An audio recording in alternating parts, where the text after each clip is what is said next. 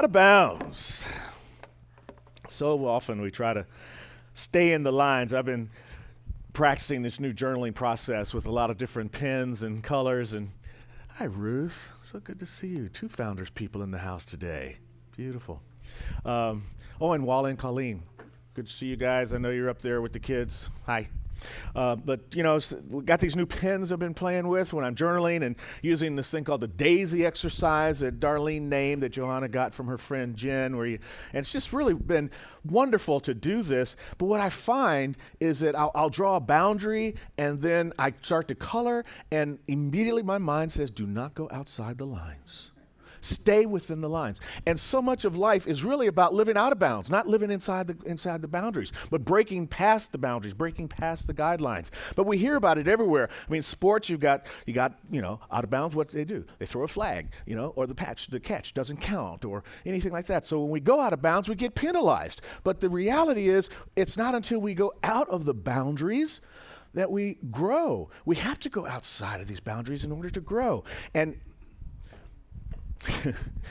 I'm thinking about, I worked in, as you know, came from Texas and worked in Texas for quite a number of years. And they have an interesting relationship to personal space in Texas. They don't believe in it. So when you're talking to somebody, they might be like right up in your face. And it's not that they're really in your face, it's just it's a very intimate kind of culture. So they speak to you, and this guy that I worked with for years, Joe Roddy, he used to purposely stand like right up, and you'd almost like feel like, but he'd just come with you and keep on talking. Because, and after a while, I began to understand that if they weren't in your personal space, it was a message. Like, they really weren't that connected to you. It's very different from California, and in California, when you meet someone, you meet somebody and you haven't seen them in a long time, and you start talking and everything, and then as you begin to separate, you go, we really should get together sometime. Send me your number. Let's text, But there, it's the other way around. It's like, hey, I haven't seen you for whenever. When are you coming over for dinner? That's the first thing. Then you have the conversation. This thing about space, and boundaries, they don't believe in them. They break them up. And I think that's an important thing to do. It makes you go beyond where you were in the beginning. Like when I would interview people, I put the microphone in their face and they begin to talk. And then after a while, they stop talking. But you didn't get the right sound bite that you were looking for, so you just leave the mic, You would just leave it right there in their face. And they would keep talking. And then they would say past the talking points they were supposed to say, and they would say that one soundbite that would make it on the news, So this thing about breaking personal space, breaking personal boundaries is very important. Breaking past the guidelines, and one of the things about the edge, about the guidelines, is it leads us, as I said, to that growth point. I've been reading a wonderful book called, Tales from the Dark Side? No, The Dark Side of the Universe. James Trefil. Here it is. And he says, no matter where you say the edge is, there is always a place beyond. No matter where you say the edge is, there's always a place beyond. Think about it. If you take a ball and you throw it as far as you could possibly throw it into the universe, right? As far as you could possibly throw it. But then you go and you grab it and you pick it up and you throw it again, it's gone beyond the edge. And you pick it up, you throw it again, it's gone beyond the edge. That's how we grow. Keep going beyond the edge to the next space, because there's still more room. There's no end to what can be known. But we spend so much time within our boundaries. In our prayer circle this morning, it's supposed to start at 9:50. Someone was reading the boundaries, the guidelines, and the rules and said, no, it's anywhere between 9:45 and 9:55. I said, no, it's 9:50, because I'm drawn within the lines, right? But then we got close. It was only 8:40. It was only 9:48. We had a couple minutes still to go. Right? But then someone said something really powerful that stuck with me and I wanted to share again. Time is just a construct. Time is something that we just made up to figure out a convenient way to express past, present, and future. Most of the boundaries don't even exist. They're all made up. They're all constructs. And one of the boundaries that exist, it's very interesting. A friend of mine was over for our men's group this week. His name's Ben. And he's got a new son. He's a late father. He says, my son's he'll be 18, I'll be 60. My God. But the interesting thing about Jeremiah is that he's a Facebook baby. He's my first friend to have, he's the first friend of mine has a Facebook baby. What I mean is we're watching him grow up on Facebook.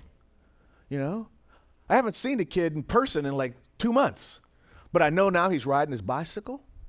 He's gotten toilet trained. He's singing songs. All of it I see on Facebook. He's growing up in this thing called Facebook. And one of the things that I've seen happen in this growing of himself is the boundary that he has understood between who he is and what else is out there, between the self and the non-self. That is an incredible boundary. That is our most fundamental boundary. It's probably the first true boundary that we actually set up, the one that we construct. And Ken Wilber says, of all the boundaries, the one between self and not self is the boundary that we're most reluctant to surrender. That's the one we will hold on to no matter what. That's the one the ego fights to keep in our space. It's the one that hides behind the facts. It's solid. Those are the facts, just the facts. Well, the facts are a very limiting process. The facts were that the end of the earth was at the end of the horizon, and you just fall right off. But we know that's not the truth, you know? Facts constantly change. But going back to my friend Trefel, he says that the more facts there are, the less freedom there is for the imagination. Talking about going out of bounds, we have to sometimes forget the facts, move beyond the facts, move beyond the conditions, move beyond the appearances and the illusions of what life is all about, and move into the next space. You've heard of Alfred Adler, psychologist? No? He's like the father of on-the-couch type of psychology. He came up with so many of the psychological theories, and one of the things that he was told growing up, he was very bad in math, apparently. His teacher even had in a conference with his parents, I'm sorry, your son's just not doing it in math. In class, he was the clown because he didn't do well in math. And one day, one of the teachers put a equation up on the board, and something inside him felt like he could solve that equation. So he said, I can answer it. And the class giggled. And he jumped up on the chalkboard, and he actually signed it, solid. He got it right. Amazed himself. He moved beyond the fact that he was bad at math, and the result of that is he became this fantastic psychologist. And you know, to do the kind of work he did, he had to do some research, he had to do some quantitative research, he had to do some numbers to figure out some of the experiments that he went through. We can move beyond the various facts. I had that fact about I can't sing, but you've heard me sing. I can sing pretty good. And Sherry's going to remind me after this that I haven't gone for my music lesson, and I know that I'm going to come for my singing lesson. I can imagine it right now. In fact, I'm going to invite everyone to leave the armchair, the comfortable armchair of your life, and journey to the outer limits, to the outer boundaries, and join up into the imagination. Become a citizen of imagination. Imagine yourself doing something beyond your greatest boundaries. And if you don't believe that it's possible for you, just look to the universe. Say, there are two places we can always look to find the way to move our lives forward. Nature, Earth Day, great day to think about nature, and the universe. For example, in the universe, most of the universe is invisible. Most of the universe is dark. There's no light emanating from it. In most of the universe, there are no radio waves that could be discovered, yet it is present. The facts would state that there's nothing there, but the reality is there is something there. And they finally discovered it. It's dark matter that has existed, has a solidity about it. So I think that if we can think about our lives for a moment, and the limitations we have in our lives, and the things that seem so solid, the boundaries that seem so solid. One of the ones I love to work with is this one, is the boundary that, to show that boundaries don't exist. Just everybody, if it doesn't hurt you too much, just look right at my face. Just look right at my face. And as you're looking at my face, you can see my shirt, the podium. Keep looking at my face now. You could see the shirt, the podium, the monitor behind me, maybe the quartz singing bells, maybe even the stool that's back here. But you're looking at my face, you see? So we make up the boundary that I'm going to look at this, but the boundary doesn't exist. All this other stuff is still showing up. There's always stuff outside the boundaries for us to see, and that includes in our lives, the limitations of our lives. There's always something beyond the limitations of our lives that we can see. And that's why I said, get out of your armchair and join the imagination. Jump into that. Woodrow Wilson said that great men, great lives, great things happen from our dreams.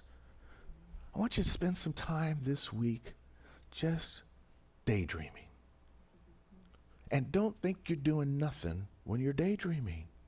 You're doing something really incredible. You're moving yourself out of your boundaries into that infinite space of the divine, that creative space that allows us to move into a new place of being. Ernest Holmes says, the mind of man and woman, and baby, child, the mind is continuously unfolded into greater recognition of its real plan in the creative order of the universe. But do we give ourselves the space to move into that openness, into that real plan, into that creative space so that we can reorder the universe for ourselves, reorder our particular universe so that there is more joy, more happiness, bigger expression? How many of you read the Science of Mind Daily Guides? This morning, the Daily Guide had a quote in it that said something about Sally Robbins is writing them. She says that research has shown that we have healthier lives if we can laugh 30 times a day. How many of us spend 30 laughters in a day? Right? We got to do. Nice. I see some hands going up.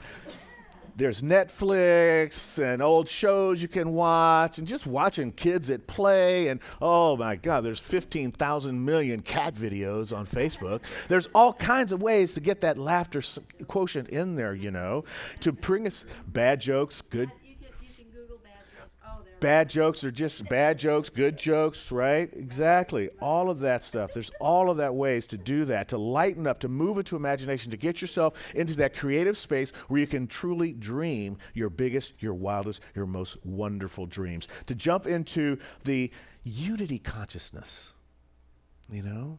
Because when we jump outside of ourselves, we don't really go outside of ourselves at all. What we do is we join the larger self. We surrender that original, that most solid boundary between self and non-self. When we laugh, when we go into dream, when we go into imagination, we move into that space of the whole universe is becoming our field of understanding. That's our real plan for us. The real plan is expansion, to move beyond the boundaries that define, that sense to gain control over life, that also create separation and sometimes even alienation. We know in our world today that so often we use the boundaries between us and them not to join together, not to break them down, but to make them more solid, dare I say, build walls between us and other people. But these boundaries are not always designed to limit. Sometimes they're designed to give us something to reflect on so that we can climb over it, break through it, dissipate it, and move into that unity space, into that space of wonder, into that space of the true reality. That reality that is beyond names, beyond forms, beyond words or thoughts. It's like Rumi. Out beyond right doing and wrong doing, there is a field. I shall meet you there. Who do you think is meeting you there in that field? It's the creative divine presence that's relying on you to express itself more fully. That's the joy we get, you see. There's this givingness, this nature that's giving to us, and then we get to be the recipients of its gifts by allowing ourselves to break through and go out of bounds and visit in that field. Ernest Holmes says, since we cannot encompass infinity, we shall always be expanding and always enlarging our capacity to think, to know, to experience. My goodness, what a sweet responsibility. And I don't mean like obligation, I mean ableness. What a sweet responsibility, that we are able to respond to this idea that there's something expanding, something enlarging, and that we have the ability to experience more, to know more on a daily basis. And I'm not talking about the kind of more that creates the next Facebook or the next Tesla car. Those are great things to do. I'm not, if you want to do something absolutely fantastic, that's awesome. Make zillions of dollars, that's even more awesome. We're happy to take your 10%. But if you would like to simply be more present with your husband or your wife or your child, if you'd like to know the neighbor who lives next door that you just wave to as they go in and out of their driveway, if you've wondered ever about why the checker at the Ralph's is always smiling. I was surprised one day to find out that one of my favorite checkers, he came to work one day and his beard and mustache was gone.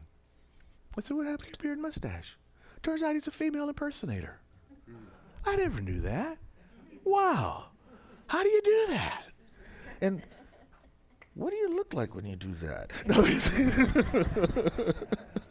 but it's interesting, the stuff you get to find out about when you break the boundaries and go beyond the limits, We can expand and enlarge our capacity simply to know the immediate world that we are in.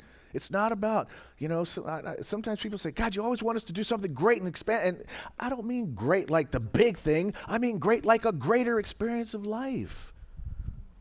To get out beyond that field of right and wrong. Because see, the universe is not static. Why should we be static?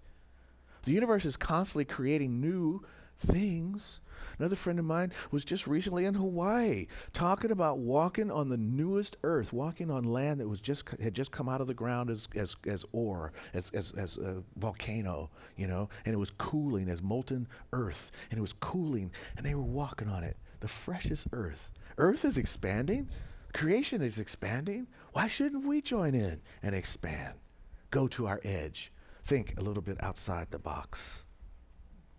James Strafel in that wonderful book says, if we restrict our knowledge of the universe to what we can perceive directly, we are deliberately impoverishing ourselves, accepting an experience infinitely less rich than it could be. Wow. Wow.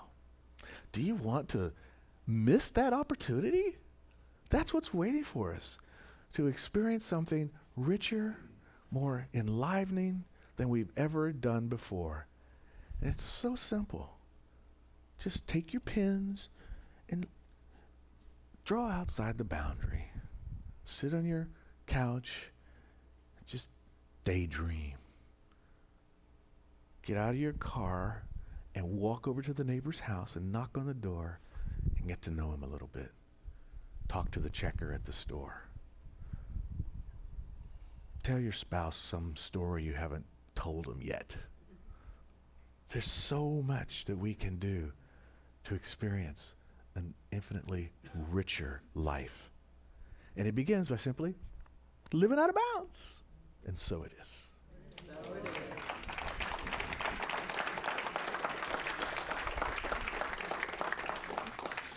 Here we go. We want to do this again. Awesome. Okay. Beyond what I think I know lies the infinite. I readily hear what it knows. I accept what it lovingly shows. All right. Time for prayer.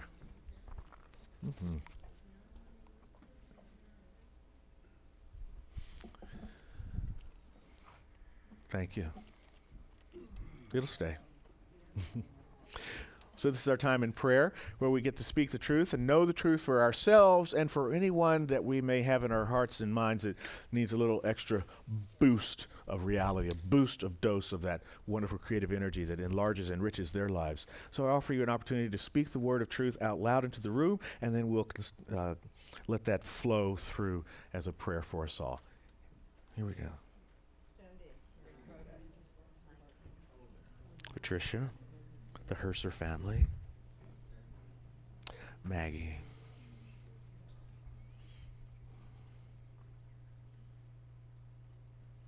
so I feel the divine presence in this moment. I know it's right here alive through each and every one of us, that we bring our consciousness of the divine to the forefront of our minds, allowing a richer experience of life to unfold by means of us, by the words that we are speaking, the words we are holding in our hearts, the words that we are holding in our minds, the words that have come through our voice.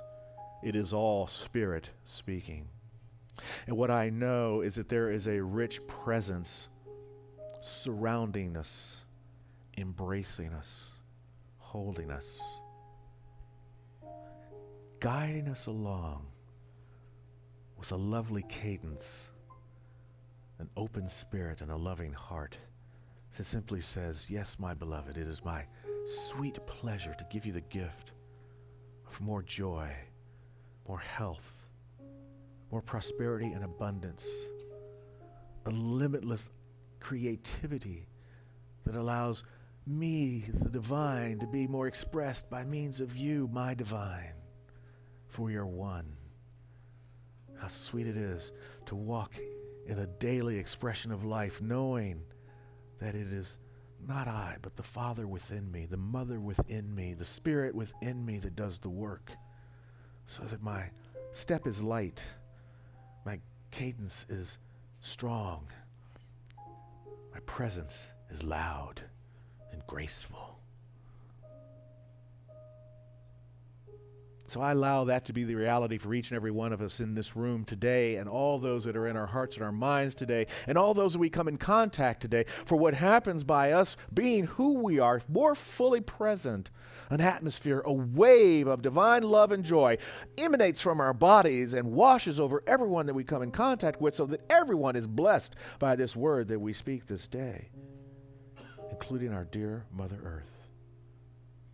May we all see it with more loving eyes, treat it with a more loving embrace, worship it with our heart space, and allow the gift that she is to us to influence us to be a gift to her in return. For all this and so much more, I say thank you, Mother, Father, God. Thank you, Divine Presence. Thank you, Infinite Spirit, for unexpected pleasures and treasures that befall us this day. So I release this word into the law, knowing it is done, it is complete, and so it is.